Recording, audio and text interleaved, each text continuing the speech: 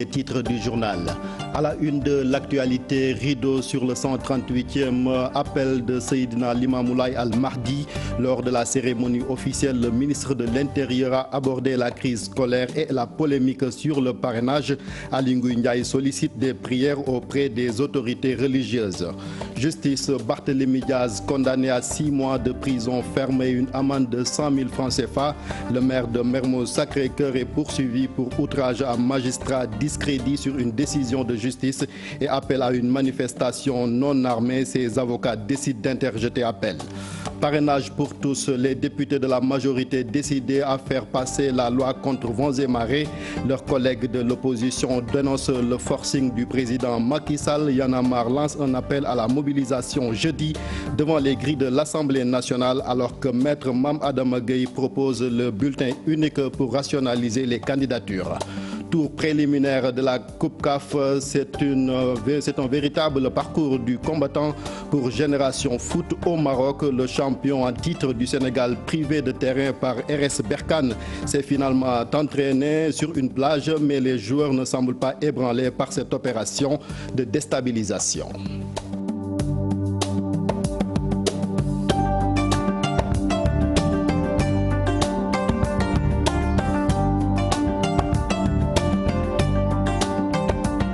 Soyez les bienvenus si vous nous rejoignez sur la télévision Futur Média. Nous reviendrons sur les échos de la cérémonie officielle marquant la fin du 138e appel de Seydina Limamou Laye avec Mame Biram Diouf. L'imam Makhtar Laye a lui invité les jeunes au sens des responsabilités et au respect des valeurs de l'islam.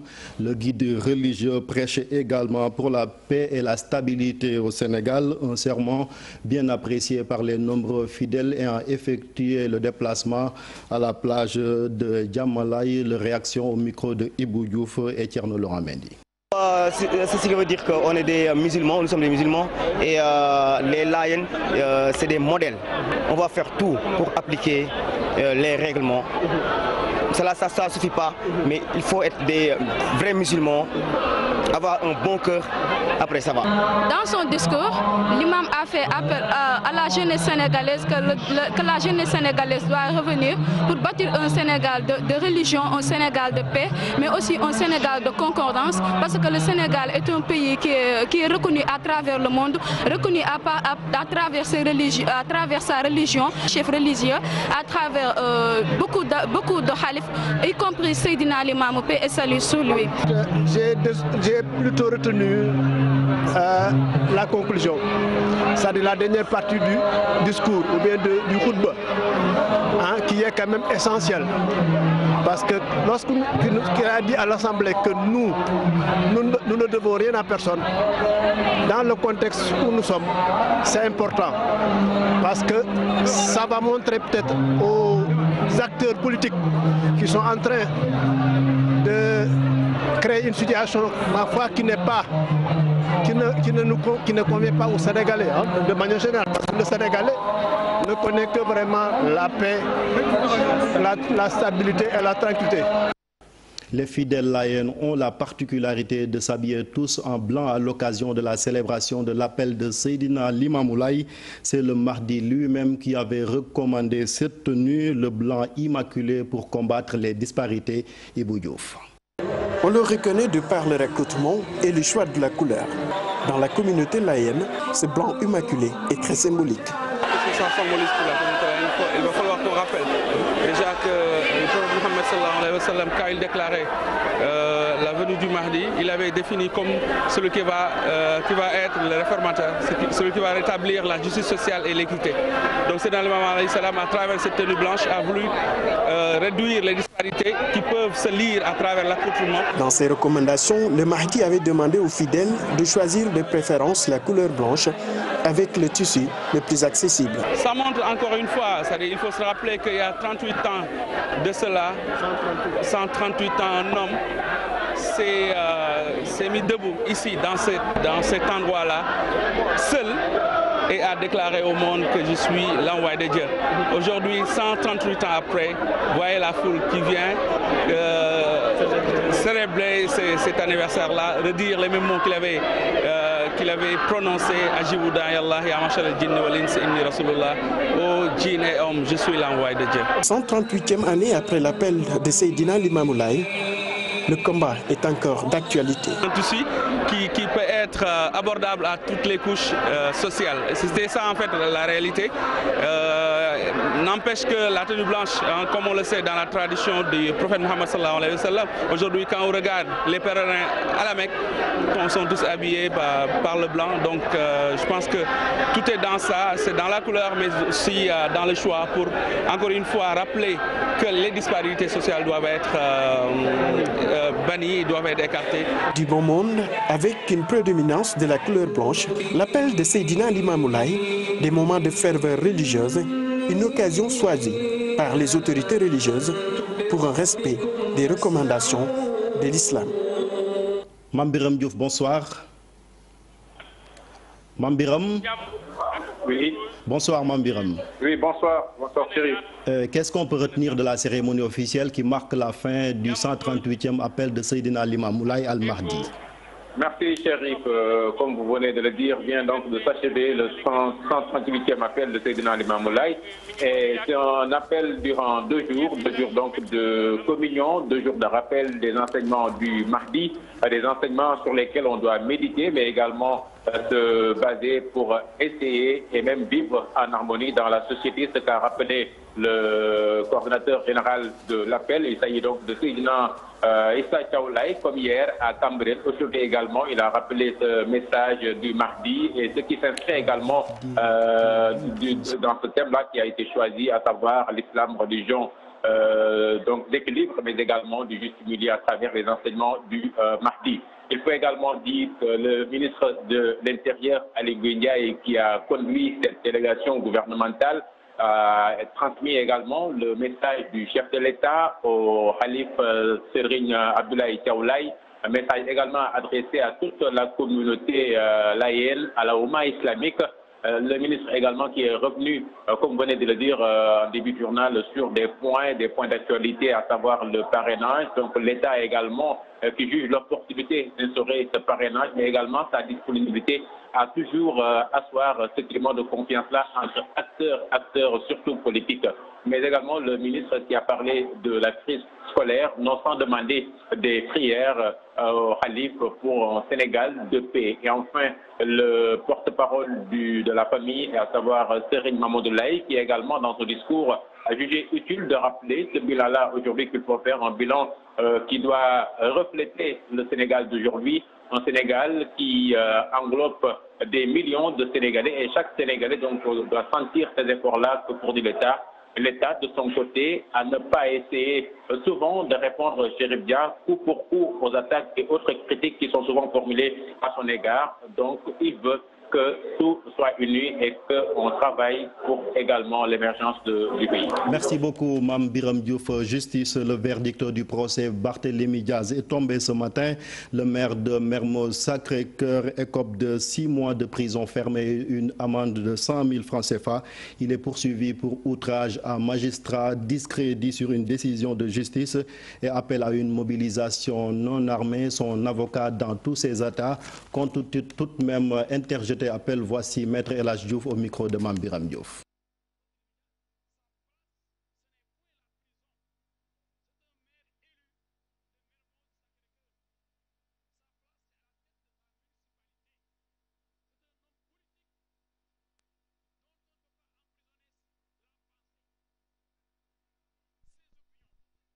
Barthélémy Diaz, sa place, ce n'est point la prison. C'est un maire élu de Mermoz Sacré-Cœur. Sa place, c'est à la tête de sa municipalité. C'est un homme politique dont on ne peut pas emprisonner la pensée, ses opinions. Et dans ce pays maintenant, quiconque critique va en prison. Le Sénégal vit les heures les plus sombres de sa démocratie. Aujourd'hui, c'est l'heure de la pensée unique, Big Brother. Cela n'est pas possible. On est en train de reculer grave. Ce n'est pas normal. Barthélémy Diaz, tout comme le grand maire, député maire de Dakar, Khalifa Ababacar Sall, ont commis le crime de ne pas être derrière le chef de l'État. Nous allons interjeter appel parce que nous contestons cette décision de justice.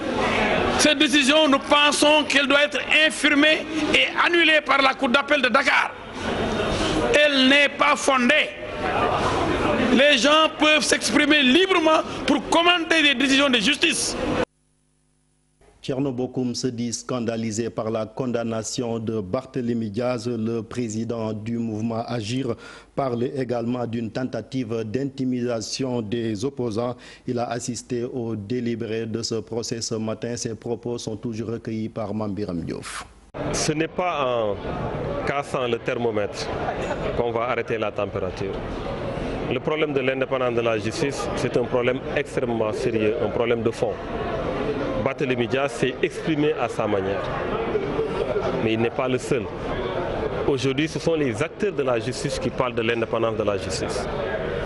Et n'oublions pas que le président Macky Sall avait signé les assises nationales. N'oublions pas que le président Macky Sall avait mis en place la CNRI, qui avait pris en charge le problème de l'indépendance de la justice. Donc c'est une question récurrente. C'est justement parce que cette question n'a pas été prise en charge que les acteurs de la justice eux-mêmes, aujourd'hui, en parlent. Donc nous considérons qu'on ne peut pas nous empêcher, nous, acteurs politiques, d'avoir un regard sur la justice, d'avoir un regard sur le fonctionnement de la justice, d'avoir un regard sur le fonctionnement du pays. C'est nous qui faisons les lois, c'est nous qui faisons les réformes.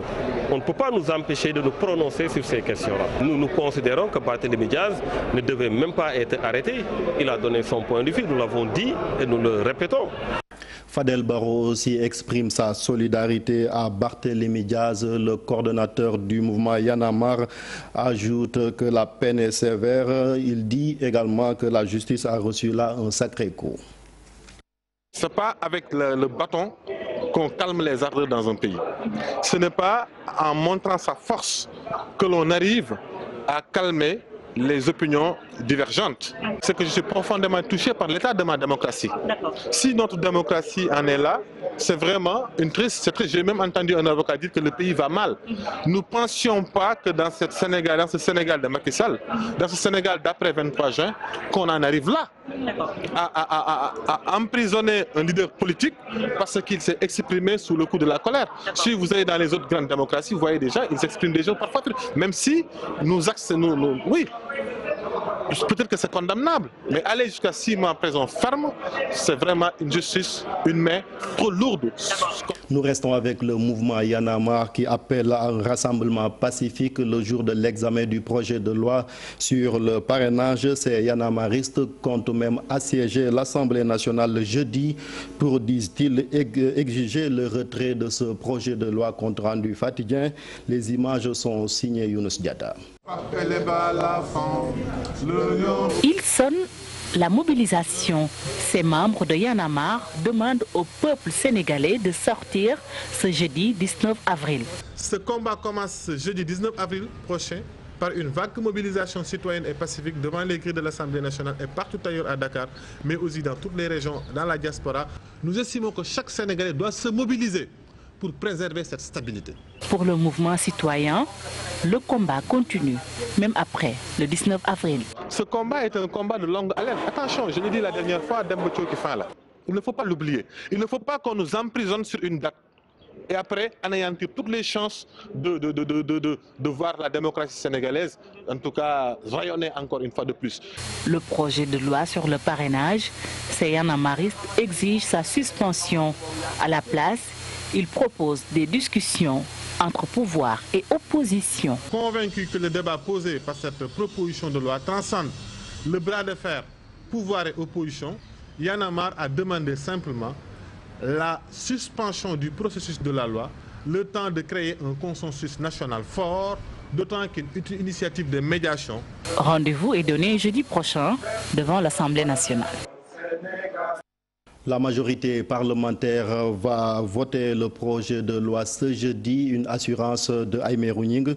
Le président du groupe parlementaire Benno Bokk Yakaar minimise par la même occasion les menaces de l'opposition et d'une frange de la société civile. Pour lui, le parrainage est une solution pour la rationalisation des candidatures à la présidentielle de 2019. Il faisait face à la presse ce matin. Pape Fara Gningue, Mohamed Dieng.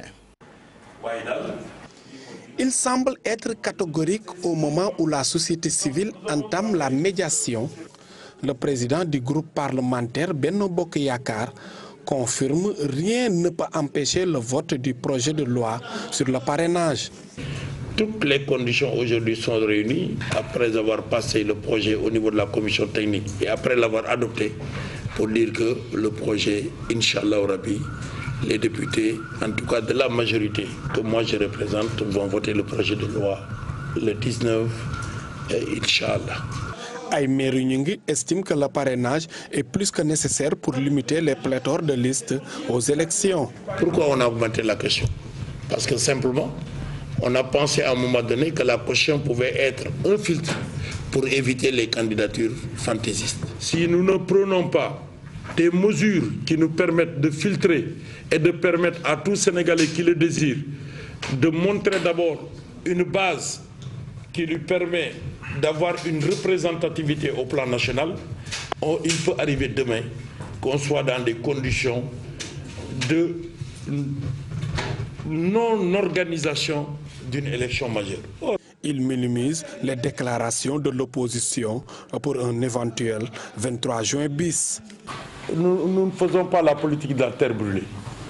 Nous ne faisons pas non plus des appels à l'insurrection, parce que le peuple sénégalais est un peuple mûr, est un peuple majeur, qui sait discerner, qui sait faire la part des choses.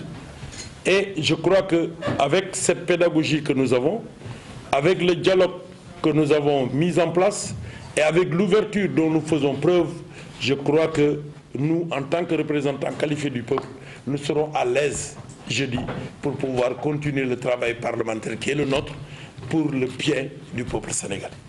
Toutefois, il précise que le débat est ouvert à propos des modalités pour son application. C'est aussi la question du parrainage. Les jeunes de Benno Bokk Yakaar disent aussi oui au système de parrainage qu'ils comptent défendre à travers une tournée nationale.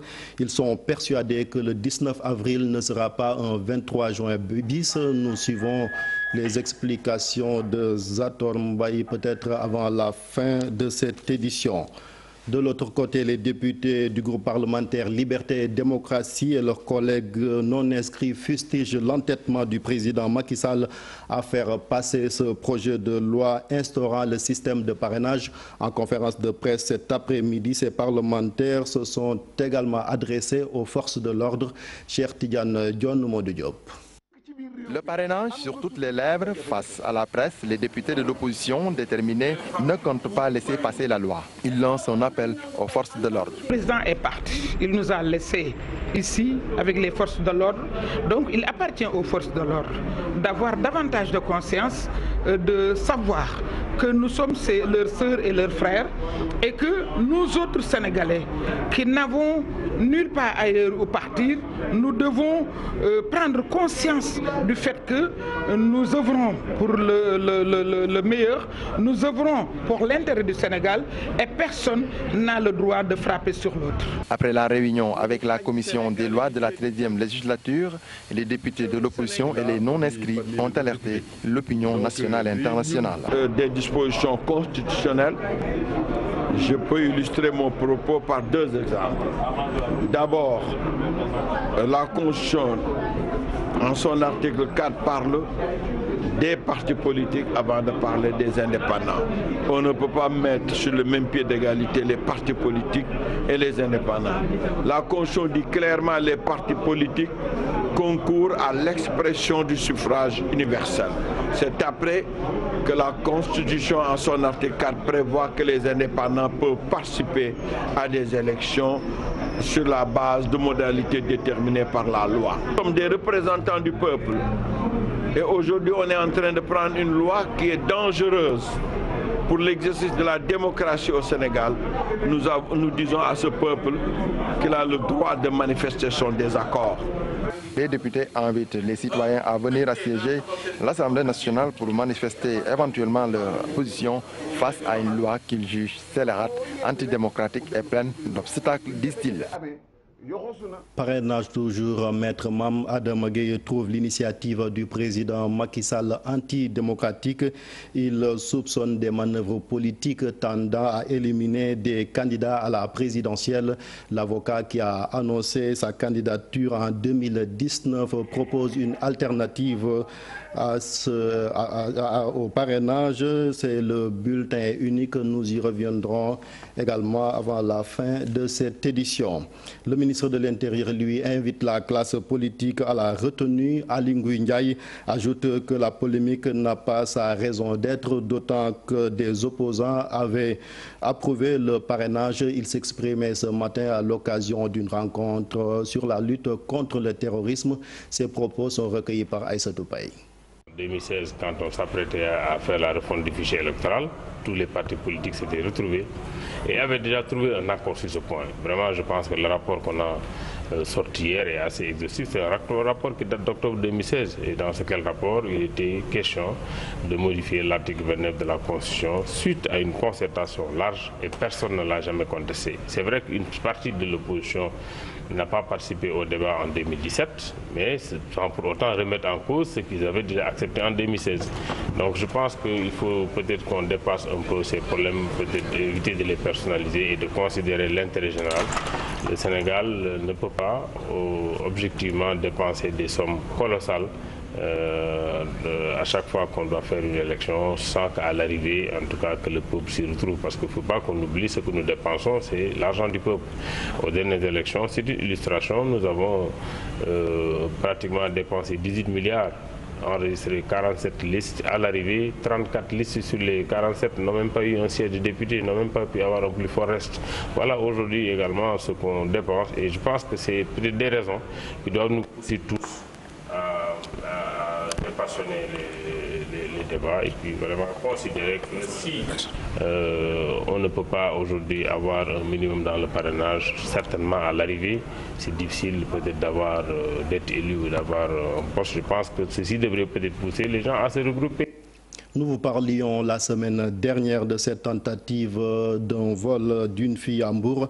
L'enquête a révélé que le présumé auteur de ce raté ne jouissait pas de ses facultés mentales, mais il est toujours en détention. Il a même fait l'objet d'un retour de parquet. Récit à Mbour, Abdourahmane Diallo. Le supposé voleur d'enfants est toujours entre les mains de la justice.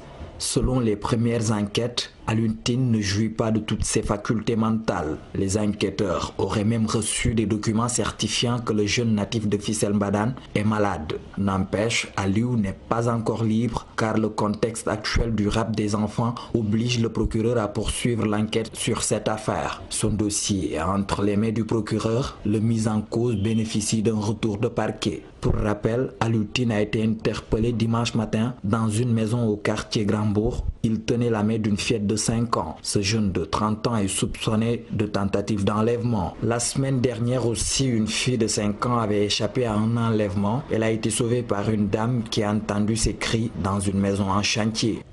Parlons santé maintenant. Dans la commune de Grand-Yoff, les personnes du 3e âge réclament une meilleure prise en charge médicale. Demande formulée à l'occasion de la journée de consultation médicale gratuite. Elle est offerte par des médecins marocains grâce au mouvement Solidarité Active. La caravane était à Khariala, Salif Sow, Asmalik Diop. La caravane médicale multidisciplinaire s'est arrêtée à Khariala. Après Guédiawaye, Touba, Kaolack, entre autres localités, le tour du Sénégal continue avec de gros moyens à bord aux manettes des médecins marocains. La demande elle est très énorme, vraiment nous ça nous fait très mal quand on part dans des sites et on reste jusqu'à 9h du soir et jusqu'à la nuit et on n'arrive pas à satisfaire tout le monde. Donc ça nous fait trop mal, que ce soit dans l'optique, la gynéco, la radiographie, les autres maladies, non, ça nous dépasse. La communauté, le 3e âge en particulier, apprécie l'acte à sa juste valeur. Par ailleurs, Les personnes âgées sollicitent auprès des autorités compétentes une meilleure prise en charge côté médical. C'est une bonne volonté politique, mais malheureusement le plan Sésame ne résout pas tout. Parce que le plan Sésame n'arrive pas à payer à 100%, n'est-ce pas, à prendre en totalité les besoins de la population sur le plan médical. Lunettes et médicaments ont été gracieusement offerts aux nécessités, ce grâce à la solidarité active. Un mouvement qui œuvre dans le social depuis plus de 10 ans. C'est un mouvement informel parce que cela fait plus d'une dizaine d'années qu'on est toujours dans le social.